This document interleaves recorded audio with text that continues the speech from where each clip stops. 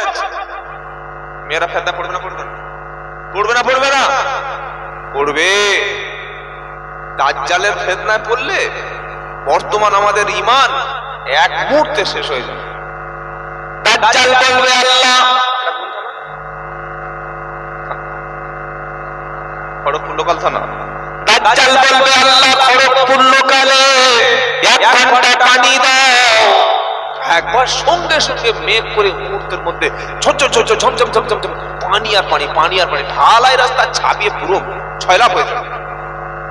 লোকেরা বলবে আরে তুমি তো পানি চাইলে, আসমান থেকে পানি শুরু হলো। এবার দাজ্জাল বলবে পানি বন্ধ হয়, সঙ্গে সঙ্গে বন্ধ। পানি কে বর্ষণ করে সেটা বলেন? আর কাজটা করছে কে? দাজ্জাল। দাজ্জাল বলবে আমি খোদা। কি বলবে? জোরে বলুন, জোরে বলুন। আমি, দাজ্জাল বলবে আমি খোদা। আমি যদি না খোদা হতাম তাহলে আসমান থেকে পানি বর্ষণ করতে পারতাম না। আহা, মেয়েরা বলবে হ্যাঁ রে ঠিক বলেছিস, খোদা নেমে এসেছে। কি বলে বলো? জোরে বলো, খোদা নেমে এসেছে। কিছু কিছু বললে আল্লাহ এক, খোদা হবে কার? দাজ্জাল বলবে দাঁড়া, আমি যে জ্যান্ত খোদা, জীবন্ত খোদা, এটা বিশ্বাস করানোর জন্য কবরস্থানে যাবে। আপনাদের কবরস্থান কত দূর? সামনে। কেউ মারা গেছে 2019 সালে, কেউ মারা গেছে 2001 সালে, কেউ মারা গেছে 1990 সালে, কেউ মারা গেছে 1950 সালে, কেউ মারা গেছে 1900 সালে, কেউ মারা গেছে স্বাধীনতা যুদ্ধের সময়। যারা মারা গেছে তাদের কবরের সামনে গিয়ে দাজ্জাল বলবে কুম বিইذনিল্লাহ, উঠে পড়ো। বলার সাথে সাথে কবর থেকে আপনার বাপ, আপনার দাদু, আপনার নানা, আপনার নানি, আপনার শ্বশুর শাশুড়ি সঙ্গে সঙ্গে দাঁড়িয়ে যাবে। সুবহানাল্লাহ বলতে মন চায় না? তাদের বলবে দেখ চিনতে পারছিস, চিনতে পারছিস?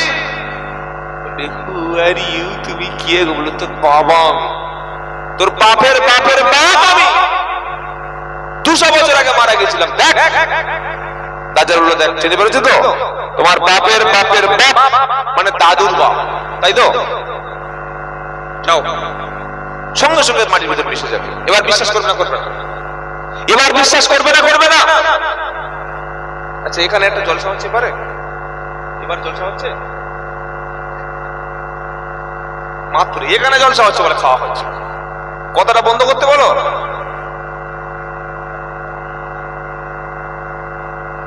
বাবাজিরা, আল্লাহ ভাইরা, তো এই যে দাজ্জালের ফিতনা, যেটা সবচাইতে বড় ফিতনা, আল্লাহর নবী সাল্লাল্লাহু আলাইহি ওয়াসাল্লাম দোয়া চাইতেন আল্লাহ দাজ্জালের ফিতনা থেকে হেফাজত করুন। সকলে বলুন আমিন। নিজের বাপ কবরে চলে গেছে, মরা বাপকে কবর থেকে তুলে দেখিয়ে দেবে, দেখ তোর বাপ চিনতে পারছিস কিনা। কে কে কে করবে এটা? দাজ্জাল। তার কপালে লেখা থাকবে কাফার, মানে কাফের। কি লেখা থাকবে? জোরে বলুন, কাফের। এটা দেখে চিনতে পারবে কে? ইমানদার যে আলিফ বা তাসা জিম হা খ জানে, যে কাফের দেখে চিনতে পারবে। সে যে পাবজি খেলে, ফ্রি ফায়ার খেলে, গান শোনে, বাজনা শোনে, ড্যান্স দেখে, সিরিয়াল দেখে, আরবি জানে না, আল্লাহ চেনে না, মসজিদে যায় না, আলেমদের মজলিসে বসে না, আল্লাহ ওয়ালাদের সঙ্গে মেশে না, ও দাজ্জালের কপালে কাফ ফা র তিনটে অক্ষর দেখে ও চিনতে কখনো পারবে না। ও খোদা বলে তার পিছনে দৌড়াবে, আর তাকে যারা খোদা বলে মেনে নেবে সবগুলো জাহান্নামে যাবে। এই বক্সগুলো একটু সামান্য যদি আমার দিকে ঘোরানো থাকতো, এমন ভাবে দিয়েছে কিছু বলার নাই। বাবাজিরা, আল্লাহ ভাইরা, জ্ঞানী জন, একটু বক্স ঘোরানো যাবে না এদিকে সামান্য? খুব কষ্ট হয়ে যাবে না? আচ্ছা আচ্ছা। এই দাজ্জালের ফিতনা থেকে বাঁচার জন্য একটা আমল বলে দিচ্ছি, সকলে করবেন। বাবা করবেন? ওই আমলটি যদি কেউ করে আল্লাহর নবী সাল্লাল্লাহু আলাইহি ওয়াসাল্লাম বলেছেন দাজ্জালের ফিতনা থেকে সে বেঁচে যাবে। যেটা বলবেন না সুবহানাল্লাহ। সেই আমলটা হলো 15 পারা সূরা কাহাফের প্রথম 10টি আয়াত। এই 10টি আয়াত যে ব্যক্তি জুমার দিনে পড়বে, কটি আয়াত বললাম? 10টি আয়াত। 10টি আয়াত যে ব্যক্তি জুমার দিনে পড়বে, আল্লাহ তাআলা সেই ব্যক্তিকে দাজ্জালের ফিতনা থেকে বাঁচিয়ে নেবে। একবার প্রাণ খুলে বাপ বেটায় মিল করে বলুন সুবহানাল্লাহ। কটা আয়াত? 10টা। সূরার নাম কি? কাহাফ। সূরার নাম কাহাফ। আগামীকাল জুমার দিন, আবার আগামীকাল হলো পয়লা শাবান। সুবহানাল্লাহ বলবেন না? এই শাবান হলো রমজানের প্রিপারেশন নিতে হবে। আমরা যে রমজান আমরা সামনে আসছে, সেই রমজান মাসের প্রিপারেশন প্রস্তুতি নেব শাবান থেকে। আজকের শাবানের পয়লা শাবান, চাঁদ উঠে গেছে ভাই। আগামী শুক্রবার হলো শাবানের প্রথম জুমা। তাই জুমার দিনে সূরা কাহাফ যারা তেলাওয়াত করবে, আল্লাহ তাআলা তাদেরকে দাজ্জালের ফিতনা থেকে হেফাজত করবে। সকলে আমলটা করব বলুন ইনশাআল্লাহ। তাহলে সূরা কাহাফের প্রথম 10টা আয়াতের ফজিলত জেনে নিয়েছি তো? জেনে নিয়েছি ইনশাআল্লাহ, মুখস্থ হয়ে গেছে ইনশাআল্লাহ। এইবার সূরা কাহাফের শেষ অংশটা শুনুন, শেষ অংশ। ফামান কানা ইয়ারজু লিকা রাব্বিহি ফালইআমাল আমালান সালিহা ওয়ালা ইশরিক বিইবাদাতি রাব্বিহি আহাদা। এই বক্সটা একটু জোরে, খুব কষ্ট হচ্ছে কথা, ওদিকে ঘোরানো আছে তো, আর একটু সাউন্ড বক্স সাউন্ড বাড়িয়ে দিন। আল্লাহ বললেন ফামান, শুনছেন আপনারা? একটু হালকা ঘুরিয়ে দিন তো। অনেকে মনে করছে খুব তো জোরে হচ্ছে, কিন্তু এখানে না বসলে আপনি বুঝতে পারবেন না। যে গাড়ি না চালায় পাশ থেকে বসে অনেক কিছু করে যাবে। হ্যাঁ একটা একটা একটা এই মনির ভাই একটা একটা একটা ঘুরিয়ে দিন। একদম একদম। ফামান কানা ইয়ারজু, শুনছেন আপনারা? এদিকে দেখুন, হ্যালো, এদিকে খেয়াল করুন। ফামান কানা ইয়ারজু লিকা রাব্বিহি ফালইআমাল আমালান সালিহা ওয়ালা ইশরিকু বিইবাদাতি রাব্বিহি আহাদা। জোরে বলুন সুবহানাল্লাহ। সূরা কাহাফের মধ্যে আয়াত রয়েছে 110টা। কটা? 110। প্রথম 10টা আয়াতের ফজিলত বলেছি। জুমার দিনে সূরা কাহাফ তেলাওয়াতকারীকে আমার আল্লাহ দাজ্জালের ফিতনা হতে তিনি বাঁচিয়ে নেবেন। জোরে হবে না সুবহানাল্লাহ। সূরা কাহাফের শেষ আয়াতে আল্লাহ বলছে ফামান কানা ইয়ারজু লিকা রাব্বিহি ফালইআমাল আমালান সালিহা। যদি কোনো আমার বান্দা, আমরা কার বান্দা? জোরে বলুন। বান্দা মানে কি? বান্দা মানে দাস, বান্দা মানে সার্ভেন্ট, বান্দা মানে গোলাম, বান্দা মানে আল্লাহর কৃত দাস। আমাদের সবার নাম হলো আব্দুল্লাহ। সবার নাম কি? সারা গাঁজা ফাজা খায়, আমাদের সবার নাম আব্দুল্লাহ। আমার নাম তো, আপনার নাম, আমাদের নাম আব্দুল্লাহ হবে কেন? অনেকে বলতে পারে, কিন্তু আব্দুল্লাহ মানে হলো আল্লাহর গোলাম। সুবহানাল্লাহ বলবেন না? কোরআনে নামটা আছে, ও আন্না লাম্মা কামা আব্দুল্লাহ। সুবহানাল্লাহ পাঠ করেন। কি গো? কোরআনের দেওয়া নাম আব্দুল্লাহ। আব্দুল্লাহ মানে হলো আল্লাহর দাস। আমরা সব কার গোলাম? কার গোলাম? কোন মানুষ কোনদিন নবীর গোলাম হতে পারে না। তো আল্লাহ কি বলছে?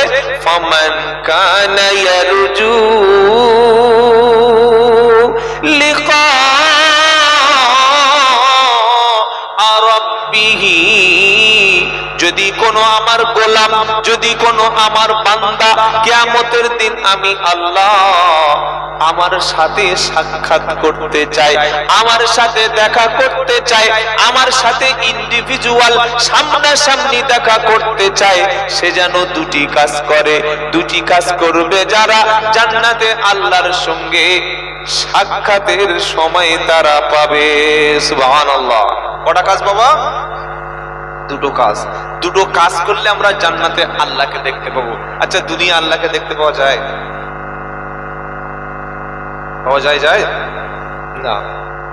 দুনিয়াতে আল্লাহকে দেখতে পাওয়া যায় না। একজন বিজ্ঞানী মহাকাশচারী, যিনি গোটা পৃথিবীর উপরে যে মহাকাশ আছে, মহাকাশটা তিনি প্রদক্ষিণ করলেন, ঘুরে এসে বললেন, কই আকাশে তো আল্লাহ দেখতে পেলাম না। আল্লাহ বলতে কিচ্ছু নাই, দেয়ার ইজ নো গড। কত বড় ছাগল চিন্তা করবে। আকাশটা ভালো করে মহাকাশচারী ঘুরেছে, আকাশটা বিমান নিয়ে ঘুরে ঘুরে ঘুরে মহাকাশটা ঘুরে ঘুরে অবশেষে ফিরে এসে বলছে যে আল্লাহ বলতে কিচ্ছু নাই। সাংবাদিকরা বলছে কেন? বলছে আল্লাহ যদি সত্যি থাকে তাহলে এত বড় আকাশ ঘুরে ঘুরে দেখলাম, আল্লাহ দেখতে পাওয়া গেল না? কি বলছে বুঝতে পারছেন না? এত বড় আকাশ ঘুরলাম মহাকাশে, আল্লাহ তো অস্তিত্বই খুঁজে পেলাম না। আচ্ছা, আপনারা আয়না ছাড়া, আপনাদের আয়না ছাড়া এই পিছনের পাছাটা কেমন দেখেছেন? শুধু একটা আয়না দিলে পিঠ দেখা যাবে? কটা আয়না লাগবে? যদি বলো দুটি আয়না লাগবে। ঘাটটা কেমন, মাথার ব্যাক সাইডটা কেমন, আপনার পিঠের কাছে কি আছে, এটা একটা আয়নায় দেখা যায় না। আপনি নিজে মানুষ হয়ে নিজের শরীরটাকে আয়নার সাহায্য ছাড়া দেখতে পাচ্ছেন না, আর ছাগলের বুদ্ধি কত আল্লাহকে দেখবে। লা তুদরিকুল আবসার ওয়া হুয়া ইদরিকুল আবসার ওয়া হুয়াল লাতীফুল খাবীর। আল্লাহু আকবার বলতে মন চায় না? কি গো আল্লাহ আল্লাহ ভাইরা, আল্লাহ বলছেন শোনো, পৃথিবীর কোন দৃষ্টি, পৃথিবীর কোন চোখ, পৃথিবীর কোন আইনুন, পৃথিবীর কোন ক্যামেরা, পৃথিবীর কোন ডিএসএলআর, পৃথিবীর কোন ফটোগ্রাফার, পৃথিবীর কোন ভিডিওগ্রাফার, পৃথিবীর কোন সাংবাদিক, পৃথিবীর কোন রিপোর্টার তাদের চক্ষু দ্বারা, লেন্স দ্বারা জুম করে কাছে এনে সার্চ করে আমি আল্লাহ, আমাকে কখনো দেখতে পাবে না, অথচ আমি আল্লাহ সবাইকে দেখি।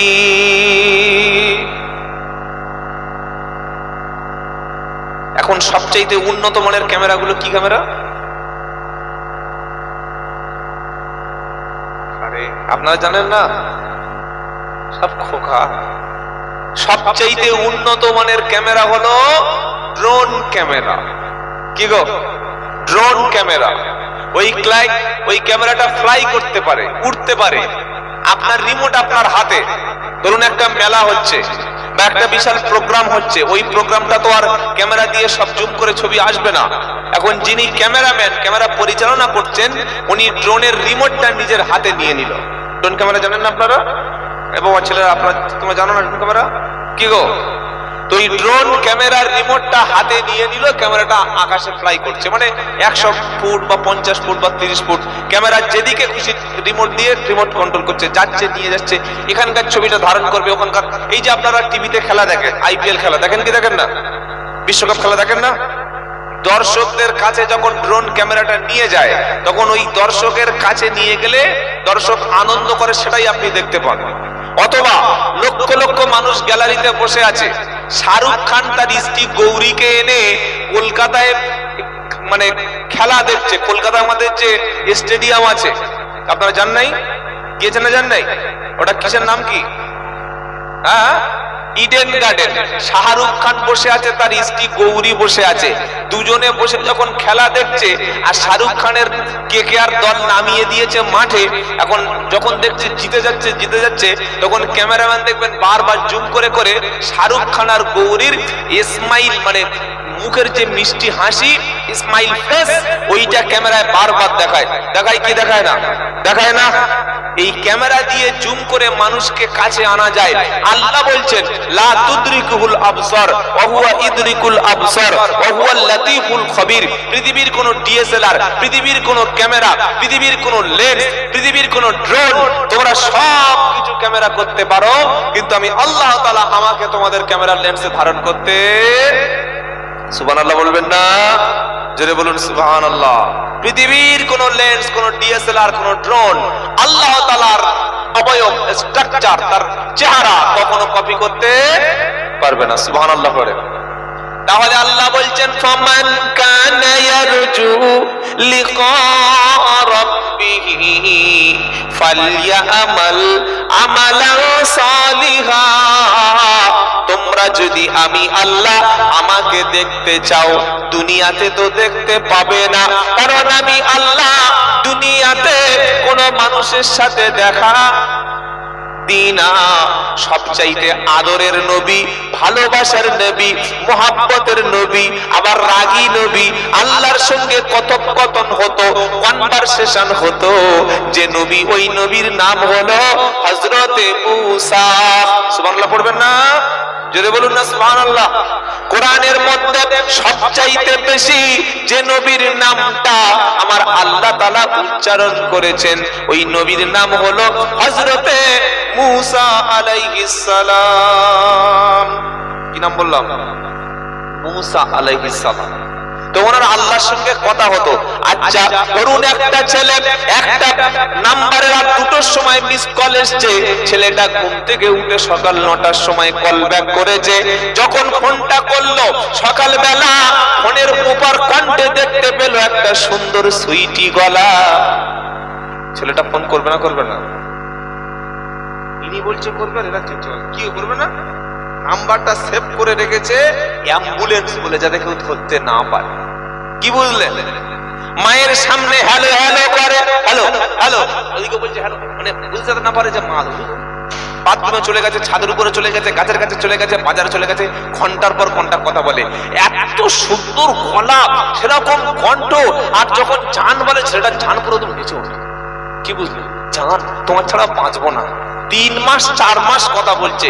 একদিন ছেলেটা বলে ফেলেছে, এই দেখো তোমার সাথে এতদিন কথা হলো, একটু ভিডিও কল কর।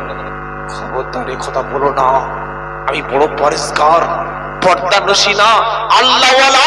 আমি তাহাজ্জুদ পড়ি, আমি তাহাজ্জুদের নামাজ কাজা করি না, প্রত্যেকদিন 5 পারা করে কোরআন শরীফ পড়ি। আমার চেহারা, আমার সুরত, আমার মুখ, আমার ভ্রু, আমার চেহারা, আমার দাঁত, আমার হাত পৃথিবীর কোনো মানুষ দেখে নাই, কিন্তু আমার কণ্ঠ তোমাকে দিয়ে জানা করাচ্ছি। কি বলছে বুঝতে পারছেন না? এটার নাম পর্দা। বোরকা পরে আর যদি কেউ বয়ফ্রেন্ডের সঙ্গে ফোনে কথা বলে, কিসের পর্দা এটা? ও তো মুখে কথা বলছে, এটা তো জানা। কি বুঝলেন? তখন ছেলেটা বলছে আমি তোমাকে একটা ছবি চাইছি, তুমি কি আমার দেবে না বলো? বোনটা বলল না, আমি তো নামাজি পরেজগার, আমি কোন ব্যক্তির সঙ্গে দেখা করি না। ছেলেটা বলছে বোন, একটাই মাত্র তোমার ফেস ওপেন ছবি চেয়েছি, দুনিয়াতে তোমার সঙ্গে দেখা না হলেও জান্নাতে যেন একসঙ্গে দেখা হয়। বলে সুবহানাল্লাহ। গার্লফ্রেন্ডের ছবি চাইছে? সুবহানাল্লাহ। কোথায় কোন পাগলা ছাড়ে এসে পড়েছি রে বাবা রাত্রিবেলা।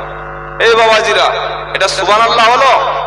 কোন বেটা ছেলে যদি বিয়ের আগে কোন মেয়ে ছেলের সঙ্গে প্রেম করে, বিয়ে করে বউয়ের কাছে আর মজা থাকবে? বিরিয়ানি খাওয়ার আগে যদি সন্ধ্যাবেলা এসে কেউ যদি মুরগির লেগ পিস 10 পিস খেয়ে নেয়, তারপরে মাছের ঝোল দিয়ে একদম কোতকোত করে খেয়ে নেয়, ওর সামনে বিরিয়ানি দিলে টেস্ট পাবে? হ্যাঁ বা না বলুন? এখনকার ছেলেরা বিয়ে করে 1 বছর 2 বছর হাপুর হুপুর, আর তারপরে বুড়ো কুকুর। কি প্রথমে 1 বছর 2 বছর কি হাপুর হুপুর, ঘর থেকে বার হয় না। আসরের নামাজের সময় আজান হচ্ছে মসজিদে, ও বলছে এই দেখো নামাজ পড়তে যাবে আমার ছেলে, রেখে যাবে। কি ভালোবাসা! জুমার দিন কামড়ে ধরে আছে, জেসিবির মতো ছাড়ে না। বলে নামাজটা পড়ে আসি। না গো শোনা, যেও না, তুমি চলে গেলে আমি একা থাকবো। 1-2 বছর, আর 1-2 বছর পরে ও সর্বনাশ, আর একটা টাটকা মাল পে হ্যালো। ছাগল কথা করে, এমনি তো সংসার আগুন জ্বলে গেছে, এই মোবাইল দ্বারা সংসার আগুন জ্বলে গেছে। যারা বয়স্ক মানুষ বসে আছে জিজ্ঞাসা করুন, 60 বছর 70 বছর বয়স হয়ে গেছে, রাত 10টা পর্যন্ত ঘরে না আসলে এই আমাদের মুরব্বীরা, চাচারা, সিনিয়র সিটিজেন, তাদের স্ত্রীরা, আমাদের দাদিমা, আমাদের চাচিরা বসে থাকে কি থাকে না? মুরব্বীরা থাকে না? জীবনে কোনো পরপুরুষ সামনে আসলে সঙ্গে সঙ্গে মুখ ঢেকে দেয়। আর এখনকার মেয়েরা পরপুরুষ সামনে আসলে মাথার কাপড় খুলে, ভাই এসো একটু গল্প করি, চা খাও। কি বুঝলেন?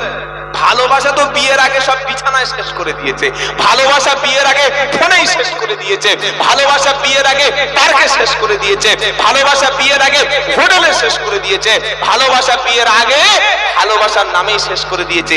এই জন্য তো ডিভোর্সের সংখ্যা বাড়ছে ভাই। যারা কোনো নারীর হাত ধরেনি বিয়ের আগে, যে নারী কোনো পুরুষের হাত বিয়ের আগে ধরেনি, যে পুরুষ কোনো নারীর কপালে কোনোদিন বিয়ের আগে চুমু খায়নি, যে নারী কোনো পুরুষের কাছে কোনোদিন নিজের দেহটা বিলিয়ে দেয়নি, বাসর রাতটা হচ্ছে অরিজিনাল তাদের জন্য বাসর রাত। আর বিয়ের আগেই যারা বাসর রাত হয়ে গেছে, ওদের কাছে আর কিসের দাম আছে বাসর রাত? কি বুঝলেন? আল্লাহ আমাদের চেনা ব্যভিচার থেকে সমাজকে হেফাজত। কষ্ট পাচ্ছে নাকি বললাম বলে? ভাবছি তো বড্ড বাড়াবাড়ি করে বলছি বছর। কি বুঝলেন? গত বছর তো আমি বসতে পারিনি, শরীর খারাপ ছিল।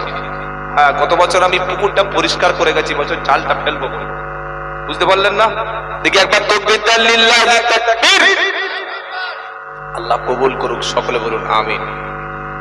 দীর্ঘদিন যার সাথে কথা হয় তার সঙ্গে দেখা করতে মন চায়। তাহলে নবীর সঙ্গে, নবী মুসা আলাইহিস সালামের সঙ্গে কার কথা হচ্ছে? আল্লাহ। দীর্ঘদিন কথা হচ্ছে তুর পাহাড়ের কাছে গিয়ে আমার আল্লাহ পাক একদিন বলছে নবী মুসা, মুসা আলাইহিস সালাম বলছে রব্বানা আমি আপনার সঙ্গে দেখা করতে চাই। আল্লাহ বলছে লান তারানি, কখনো দেখতে পাবে না। সুবহানাল্লাহ পড়বেন না? মুসা নবী বলল রব্বানা এতদিন কথা হচ্ছে আমার এবং আপনার মাঝে, কথা বললে কিন্তু খুব একটা মজা আছে। বললে হুজুর মুসা নবীর সঙ্গে আল্লাহর কথা হতো, এরকম একটা রেফারেন্স দিন। বলবো? পারা নাম্বার 16, পৃষ্ঠা নাম্বার 12, লাইন নাম্বার 6, আয়াত নাম্বার 12, সূরার নাম তাহা। আল্লাহ তাআলা নবী মুসা কিছু বকরি, কিছু ছাগল, কিছু দুম্বা তিনি নিয়ে একটা লাঠি নিয়ে তিনি পাহাড়ে চড়াচ্ছেন। আল্লাহ পাক ডাক দিয়ে বলল পামা তিলকা বিয়ামিনিকা ইয়া মুসা। বলুন সুবহানাল্লাহ। সুবহানাল্লাহ বলেন। আল্লাহ ডেকে বলছে কাকে?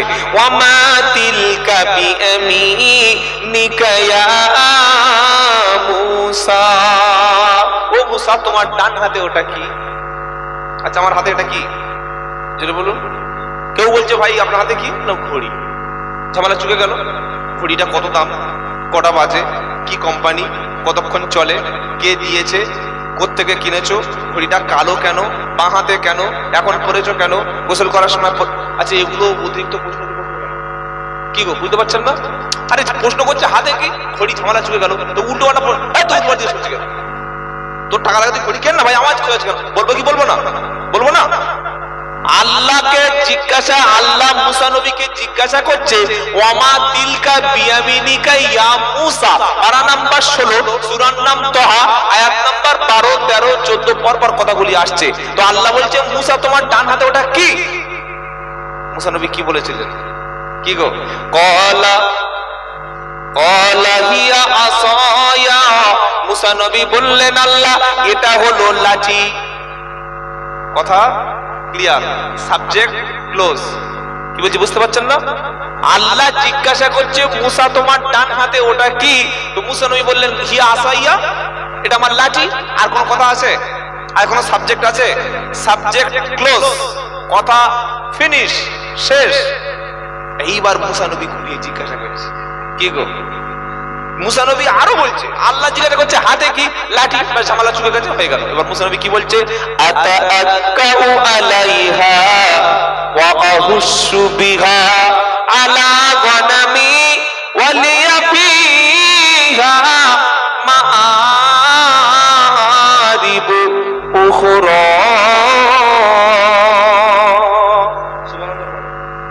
গরম পানি কিছু নাই, কপালে নাই তার হবে কি? কি বুঝলেন বাবাজিরা, আল্লাহ ভাইরা?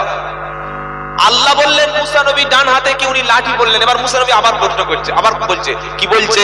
আতাওয়াক্কাউ আলাইহা ওয়া আহুশু বিহা আলা গনামি ওয়া লিয়া ফিহা মাআরিবু উখরা। জোরে হবে না সুবহানাল্লাহ? মুসা নবী বলছে আল্লাহ লাঠির উপর ভর করে আমি চলি। পাহাড়ে উঠতে গেলে আপনি কিন্তু লাঠি ছাড়া চলতে পারবেন না। যারা পাহাড় সফর করেছেন, এই যে মাউন্ট এভারেস্ট, পৃথিবীর সবচাইতে বড় পর্বতের নাম কি? Mount Everest, ৮৮৪৮ metre.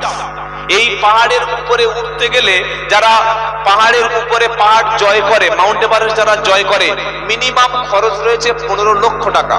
আপনি ঠেলে গিয়ে পাহাড়ে উঠলেন, ওখান থেকে ১০০ মিটার থেকে ২০০ মিটার উঠলে পড়ে গেলে বাপের নাম ১৪ গোষ্ঠীর নাম ভুলে যাবে।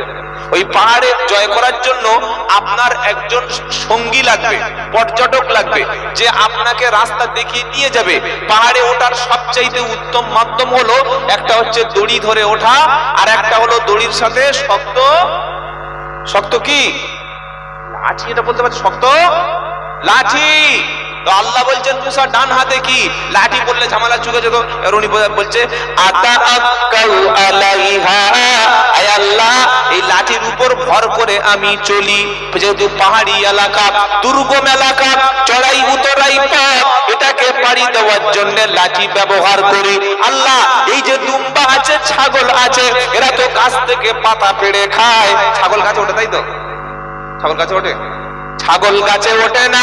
আমি নবী মুসা গাছ থেকে লম্বা লম্বা পাতাগুলো পেড়ে আমার ছাগলকে, বকরিকে দুম্বা করে দুম্বাদের খাওয়াই, আরো অনেক কাজ করি। সুবহানাল্লাহ বলবেন না?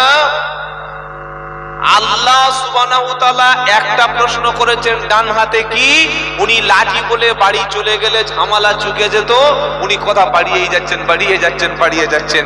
লাঠির উপর ভর করে চলি, দুম্বাদের পাতা পেড়ে খাওয়াই, আরো ইত্যাদি ইত্যাদি ইত্যাদি ইত্যাদি অনেক কাজ করি বলে বলে যাচ্ছে। তার মানে ওনার উদ্দেশ্য কি? আল্লাহর সঙ্গে কথা আরো বাড়ানো। সুবহানাল্লাহ বলবেন না?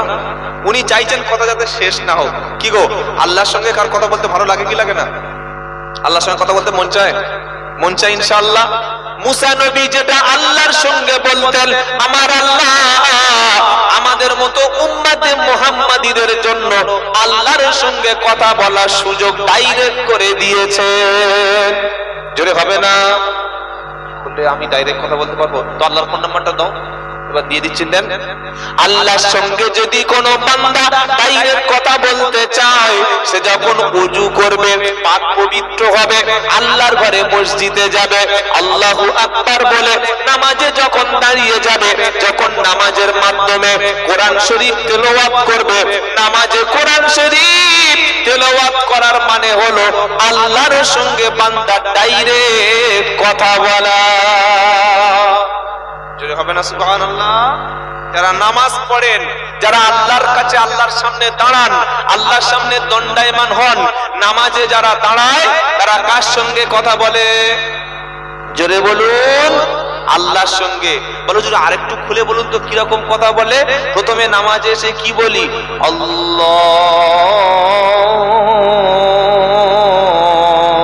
আকবার, এটা দিয়ে নামাজ শুরু করেন তো। কি গো বাবাজিরা, বললাম আল্লাহ আপনি সবচাইতে বড়, মহান, গ্রেটেস্ট। আপনার চাইতে মহান পৃথিবীতে আর কেউ নাই। এবার শুরু হলো দোয়া সানা। সুবহানাকা আল্লাহুম্মা ওয়া বিহামদিকা ওয়া তাবারাকা ইসমুকা ওয়া তাআলা জাদ্দুকা। তারপরে ওয়ালা ইলাহা গায়রুক হয়ে গেল। এবার বান্দা শুরু করলো আউযু বিল্লাহি মিনাশ শাইতানির রাজীম, বিসমিল্লাহির রহমানির রহিম। এবার আসল কথাটা শুরু হবে। জোরে বলুন সুবহানাল্লাহ।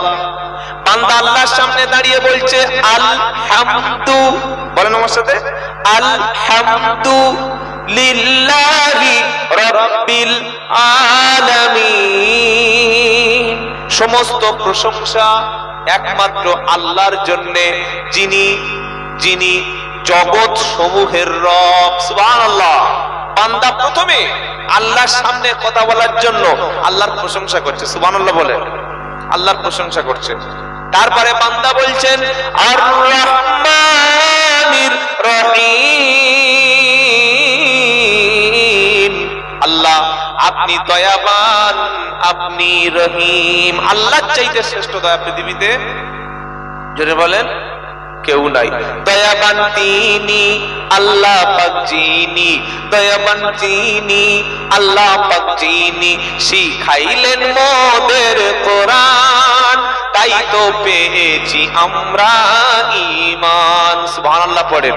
দয়াবান তিনি আল্লাহ পাক যিনি, দয়াবান তিনি আল্লাহ পাক যিনি, শেখাইলেন মোদের কোরআন, তাই তো পেয়েছি মোরা ঈমান।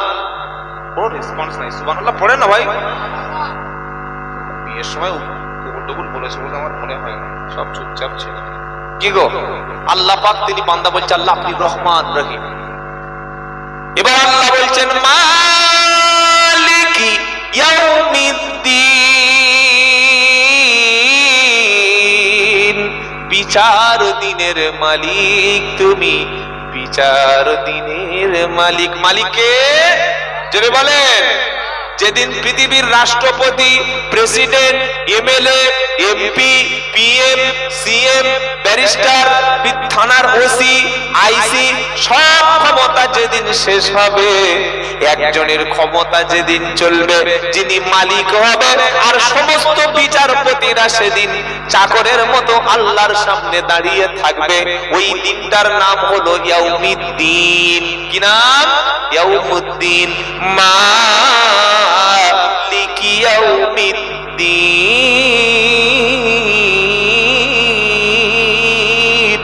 বিচার দিনের মালিক। যারা বলুন সুবহানাল্লাহ। আল্লাহই সেদিন বিচারপতি হবে। আজকে যারা কোর্টের রায় দিচ্ছে উল্টো পাল্টা, নিরীহ মুসলমানদেরকে ফাঁসিয়ে দিচ্ছে, ভালো ভালো মানুষদের বিরুদ্ধে মিথ্যা মামলা দিচ্ছে, সমস্ত এভিডেন্স থাকা সত্ত্বেও বাবরির রায়টাই সম্পূর্ণ উল্টো দিয়েছে। দিয়েছে না দেয় নাই? সমস্ত বিশ্বের বিচারপতিরা তারা নাফরমানি করে ঘৃণা ছড়াচ্ছে, সত্যকে উল্টো পাল্টা রায় দিয়ে বিভ্রান্ত করছে। আল্লাহ বলছেন সেদিন বিচারপতি কে হবে? আল্লাহ। সেদিন রায় প্রদান করবে আল্লাহ সুবহানাহু ওয়া তাআলা। এরপরে বান্দা কি বলছে? ইয়াকা না'বুদু। এগুলো কিন্তু আল্লাহর সঙ্গে বান্দার কি হচ্ছে ভাই? কথা হচ্ছে কখন? নামাজে দাঁড়িয়ে। এবার বান্দা বলছে প্রথম আল্লাহর প্রশংসা করে নিল, হ্যাঁ, এবার আল্লাহর প্রশংসা করে নিয়ে আল্লাহর কাছে বান্দা চাইছে। সুবহানাল্লাহ পড়বেন না? আমরা যখন কোনো নেতার বাড়িতে যাই, কোনো পঞ্চায়েত সদস্য, প্রধান বা এমএলএ, তার বাড়িতে গিয়ে কি বলি? ও ভাই ভাই বলে কি বলতো, আমার একটা ঘর দাও, দাও একটা ঘর দাও। বললে সঙ্গে সঙ্গে ঘর দেবে? দেবে? তখন ওই ওর যে সিকিউরিটি দেখায়, মালটা ধর, মালটা ধরে একদম সোজা এই পিংলা পার করবে, মাত্র স্টেশন তো সোজা ছেড়ে দিয়ে যেন উড়িষ্যায় চলে যায়। বলবে কি বলবে না?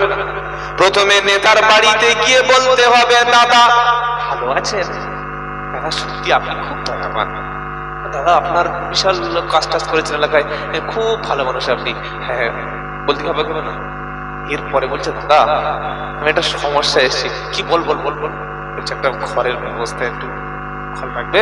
এই বস বস বস। কি গো বাবাজি? তো আপনি মসজিদে গিয়েছেন, ঠান্ডা মাথায় বসবেন, ওযু করবেন, নামাজ পড়বেন, কোরআন তেলাওয়াত করবেন, তবে তো দোয়া চাইবেন নাকি?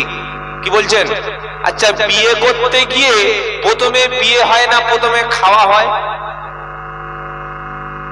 বিয়ে অনেকে করে নাই, এক্সপেরিয়েন্স নাই। আগে খাওয়া, আগে হলো খাওয়া, খাওয়ার পরে সুন্দর পরিবেশ একটা তৈরি হলো। এবার উকিল সাহেব, ম্যাজিস্ট্রেট সাহেব, রেজিস্ট্রার সাহেব, ম্যাজিস্ট্রেট কিংবা কাজী এসে, ইমাম সাহেব এসে বিয়ে পড়ালো। কোন ছেলে যদি বলে হাতে সময় কম, গাড়ি থেকে নেমে শ্বশুরের মেয়ে নিয়ে পালাবো, চামড়া রাখবে। প্রথমে খাওয়ার পরিবেশ, সুন্দর একটা পরিবেশ, সবার সঙ্গে পরিচয়, বলবে এইটা আমার বড় জামাই, ওই আসছে এটা আমার মেজে মেয়ে। কি বুঝতে পারছেন না? এই পরিচয়গুলো করিয়ে দিয়ে তবে মেয়ের সঙ্গে ছেলের বিয়ে হয় কি হয় না? কি বুঝলেন? আল্লাহর সঙ্গে বান্দার নামাজে এতক্ষণ পরিচয় হয়ে গেল, এবার বান্দা আল্লাহর কাছে কিছু দাবি আছে সেগুলো আদায় করতে গেছে। জোরে বলুন সুবহানাল্লাহ। দাবি কার? বান্দার। কার কাছে? আল্লাহর কাছে। কি দাবি? ইয়্যাকা না'বুদু ওয়া ইয়্যাকা নাস্তাঈন। বলছে আল্লাহ শুধু তোমারই ইবাদত করি আর তোমারও কাছেই সাহায্য চাই। সুবহানাল্লাহ পড়ে বান্দা আল্লাহর কাছে বলছে আল্লাহ ইয়্যাকা না'বুদু, বলেন সবাই আমার সাথে বলেন ইয়্যাকা না'বুদু ওয়া ইয়্যাকা নাস্তাঈন। আল্লাহ শুধু তোমারই ইবাদত করি, শুধু তোমারই গোলাম, আমরা সবাই গোলাম, শুধু তোমারই গোলাম, গোলাম বলে তাই তো তোমার কাছে এলাম। সুবহানাল্লাহ পড়বেন না? শুধু তোমারই গোলাম আমি, শুধু তোমারই গোলাম আমি। জাহাজের চেয়ারটা সামনে দিয়ে আপনি পালিয়ে যাবেন আর অন্য কাজ আছে চলে যাবেন। কিছু বলবেন নাকি? ঠিক আছে, কি বললাম? শুধু তোমারই গোলাম আমি, শুধু তোমারই গোলাম, হাজারো কাজ ফেলে রেখে তোমার কাছে এলাম। শুধু তোমারই গোলাম আমি, শুধু তোমারই গোলাম। গোলাম কার? আমরা কার গোলাম? আল্লাহর। আমরা নামাজে স্বীকার করছি, নামাজে আল্লাহর কাছে স্বীকৃতি দিচ্ছি, নামাজে নিজেকে বলে দিচ্ছি ইয়্যাকা না'বুদু ওয়া ইয়্যাকা নাস্তাঈন। ওগো প্রভু আমরা শুধু তোমারই গোলাম, শুধু তোমারই কাছে চাইতে এলাম, শুধু তোমারই কাছে মোরা চাইতে এলাম। সুবহানাল্লাহ বলবেন না? এই মুসলমান আবার মাজারে যায়, আছে না নাই? মাজারে গিয়ে ইয়া খাজা বাবা, আমার উদ্দেশ্য, আমি অনেক কষ্ট করে এসেছি মেদিনীপুর থেকে, আমি অনেক কষ্ট করে এসেছি বাংলা থেকে, আপনি আমার একটা ছেলে দিন, আপনি একটা মেয়ে দিন, আমার মেয়েটার জন্য সুন্দর পাত্রের ব্যবস্থা করুন, আমার স্বামীটা মালখোর ওকে ঠিক করে দিন, আমার ব্যবসাটা ভালো চলছে না আপনি ব্যবস্থা করে দিন, আমার চাকরিটা একটা ব্যবস্থা করে দিন, আমার শরীর 3 বছর প্যারালাইসিস, আমার ব্রেন ক্যান্সার, আমার ব্লাড ক্যান্সার, আপনি আমার শরীরটা সুস্থ করে দিন। এই কথা আল্লাহ ছাড়া পৃথিবীর কোনো মরা কবরে, মরা লোকের মাজারে, কোনো পীরের কাছে গিয়ে যারা চায় তারা আল্লাহর সঙ্গে নাফরমানি করে কি করে না? করে কি করে না? ইয়্যাকা না'বুদু ওয়া ইয়্যাকা নাস্তাঈন। আল্লাহ শুধু তোমারই গোলামি করি, তোমারই কাছে সাহায্য চাই। এটা বলার পরে আবার যখন কোনো পীরের কাছে, কোনো মাজারে, কোনো মরা লোকের কবরে গিয়ে সিজদা দেয়, তার মানে হলো আল্লাহর সঙ্গে নাফরমানি করা, আল্লাহর সঙ্গে শিরকে লিপ্ত হওয়া। আর আল্লাহর সঙ্গে শিরকে যারা লিপ্ত হয় তাদের জন্য আল্লাহর জান্নাত হারাম। ইন্নাহু মান ইশরিকু বিল্লাহ ফাকাদ হারামাল্লাহু আলাইহিল জান্নাহ ওয়া মাআহুন নার ওয়া মা লিয-যালিমিনা মিন আনসার। 6 নম্বর পারা 19 নম্বর পৃষ্ঠা 11 নম্বর লাইন 72 নম্বর আয়াত সূরা আন-নামাইদা। ইন্নাহু মান ইশরিকু বিল্লাহ ফাকাদ হারামাল্লাহু আলাইহিল জান্নাহ ওয়া মাআহুন নার ওয়া মা লিয-যালিমিনা মিন আনসার। আল্লাহু আকবার। যে ব্যক্তি আল্লাহর সঙ্গে অন্য কারো সমকক্ষ মনে করলো, কোন গাছকে মনে করলো খোদা, কোন মাজারকে মনে করলো আল্লাহ, কোন পীরকে মনে করলো আল্লাহর মতো ক্ষমতা, এটা মনে করবে যারা, আল্লাহর সঙ্গে তারা শরীক স্থাপন করলো। আর যে ব্যক্তি এমন কাজটা করবে ফাকাদ হারামাল্লাহু আলাইহিল জান্নাহ ওয়া মাআহুন নার। আল্লাহ বলছেন ওর জন্য আমার জান্নাতটা হারাম, ঠিকানা হলো জাহান্নাম। জান্নাতটা হারাম, ঠিকানা হলো জাহান্নাম।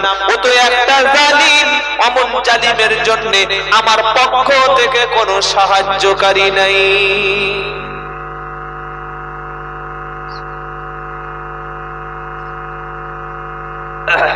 আলহামদুলিল্লাহ, চেয়েছিলাম পানি, চলে এসেছে চা। এর নাম পানিও এসেছে, ঠিক আছে। এর নাম হচ্ছে মেঘ না চাইতে বৃষ্টি। কি বুঝলেন? আলহামদুলিল্লাহ। বাবাজিরা, আল্লাহ ভাইরা, তাহলে একটা মুসলমান লা ইলাহা ইল্লাল্লাহ বলবে, নামাজ পড়বে, দান করবে, সাথে সাথে কোনো পীর সাহেব, কোনো কবরওয়ালা, কোনো মাজারওয়ালা, কোনো খাজা বাবা, যে কোনো পীর, যে কোনো ফকির, উনি কবর থেকে শুয়ে শুয়ে আমার সামান্য উপকার করতে পারে, এটা বিশ্বাস করার নাম কি? শিরক। অনেক মা তার বাচ্চার এখানে কপালে টিপ দেয়, দেয় কি দেয় না? দেখেন নাই ছোট ছোট বাচ্চাদের, ও চাচি এটা কি করছেন? বললে টিপটা এই কারণে দিয়েছি যাতে ওর নজর না লাগে, নজর দোষ হয়। বাহ, ভালো যুক্তি তো। তার মানে টিপটা কি তোমার বাচ্চাকে বাঁচাবে? না না, টিপ বাঁচাবে না, ওর দিকে দেখলে নজর দোষ হবে না। যদি কেউ কালো টিপকে ভালো এবং মন্দের নির্ধারণকারী বলে মনে করে, লাভ এবং ক্ষতির কিছু অংশ তার মধ্যে আছে মনে করে, তাহলে সেই ব্যক্তির সঙ্গে আল্লাহর কোনো সম্পর্ক আর থাকে না। অনেকে দেখবেন নতুন ঘর করার সময় ওই ঘরের মাঝখানে একটা ঝাঁটা, একটা পুরাতন জুতা বাঁশের মাথায় ঝুলিয়ে রাখে, থাকে না? আচ্ছা, এটার সিগনিফিকেন্সটা কি? এটার কারণটা কি? এর ব্যাখ্যাটা তো আজ পর্যন্ত পেলাম না।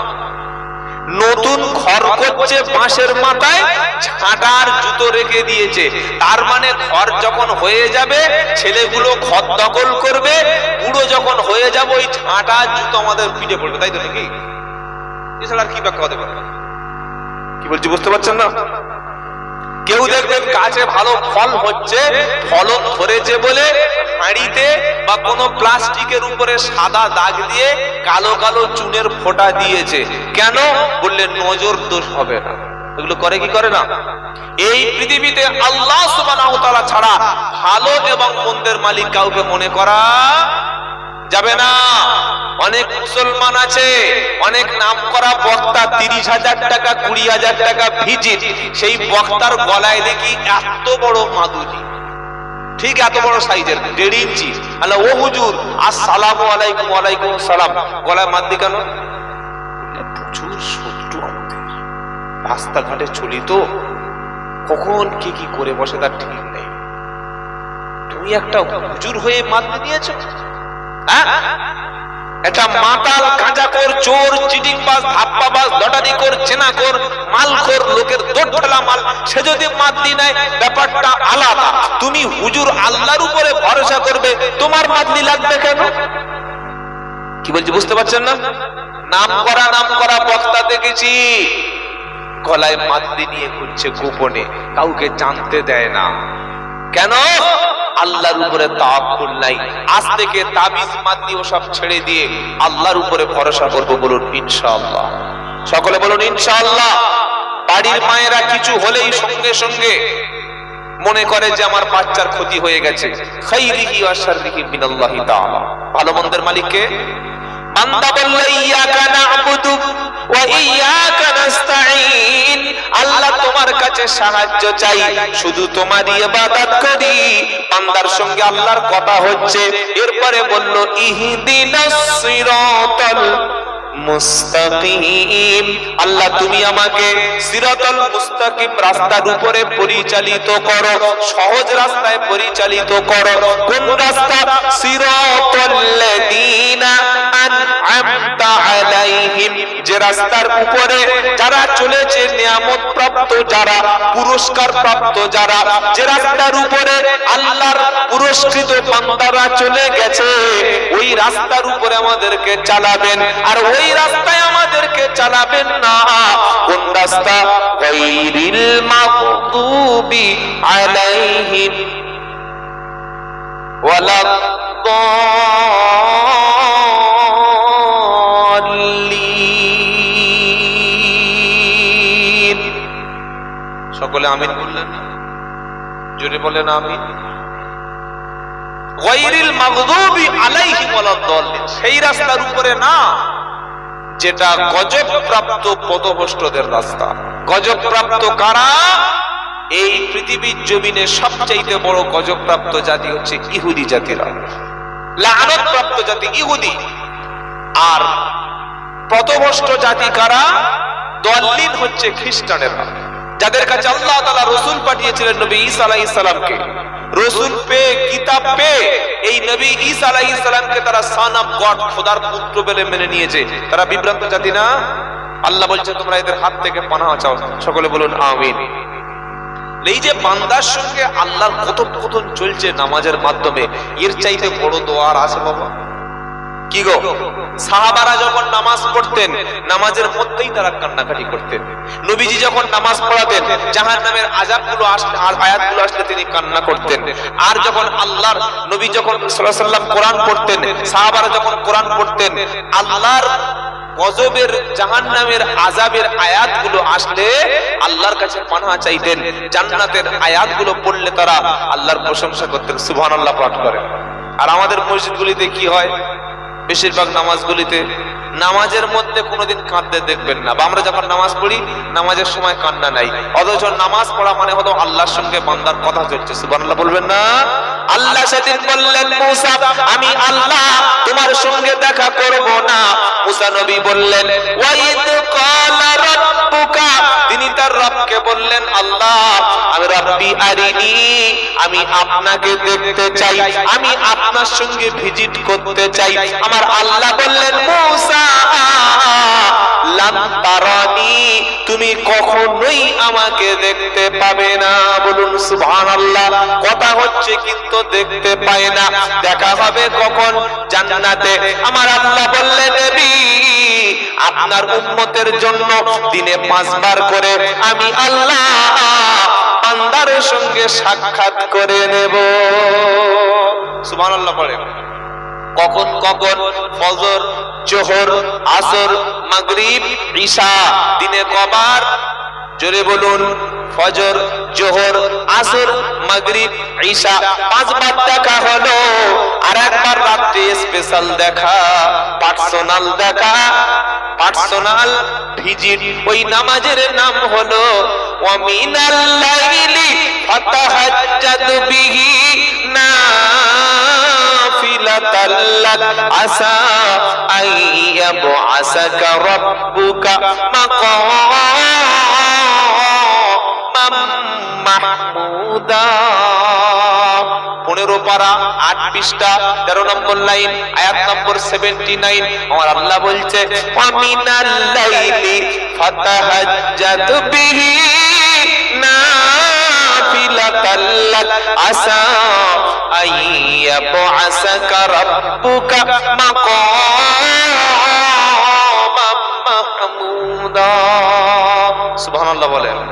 রাত যত গভীর হবে ইমানদার ব্যক্তির জন্য একটা আলাদা এক্সট্রা টাইম, আলাদা এক্সট্রা একটা সময়, যে টাইমটা, যে সময়টা পৃথিবীর সব মানুষ ঘুমিয়ে যায় আর আল্লাহর খাঁটি প্রেমিকরা তাদের আল্লাহর সঙ্গে কথা বলার জন্য ওই টাইমটা বেছে নেয়। সুবহানাল্লাহ পড়বেন না?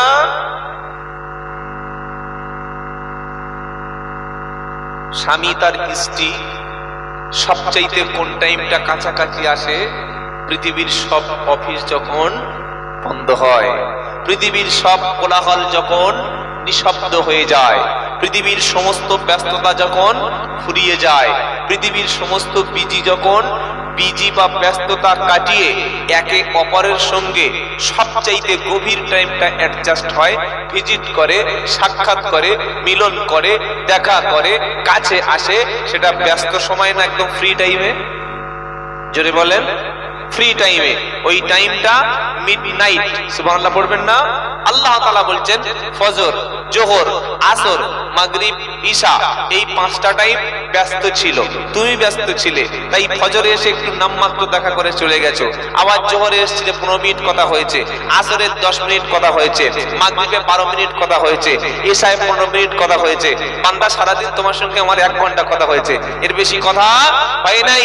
কিন্তু রাত যখন গভীর হয়েছে, পৃথিবীর সব মানুষ যখন ব্যস্ততা ফুরিয়ে গেছে, সকলে যখন বিছানায় চলে গেছে, আর দিনের মতো কোনো আওয়াজ নাই, গাড়ির তেমন হর্ন নাই, পাখিগুলো ডাকছে না, হাঁস মুরগি আওয়াজ করছে না, পশু পাখি তারা জঙ্গলে চলে গেছে, তোমার বাচ্চা ঘুমিয়ে গেছে, বিবি আর ডিস্টার্ব করছে না, বাচ্চা তার মতো চলে গেছে, প্রত্যেকে বেডরুমে চলে গেছে। বান্দা, আমি আল্লাহ আরশ থেকে প্রথম আসমানে নেমে এসেছি, তুমি শুধু খালি বিছানা থেকে উঠলেই হবে। সুবহানাল্লাহ পড়েন, যদি বলেন না সুবহানাল্লাহ। সুবহানাল্লাহ বলে আপনাদের অভ্যাস নাই, ঠিক আছে, সুবহানাল্লাহ বলাবো না, এটা আমার বলা ভুল হয়ে গেছে, কান্দে বলা ভুল হয়ে গেছে। কি বুঝলেন? এই বাবাজিরা, আল্লাহ আল্লাহ ভাইরা, জ্ঞানী জনেরা, শুধু মানুষের আল্লাহ আল্লাহ ভাইরা।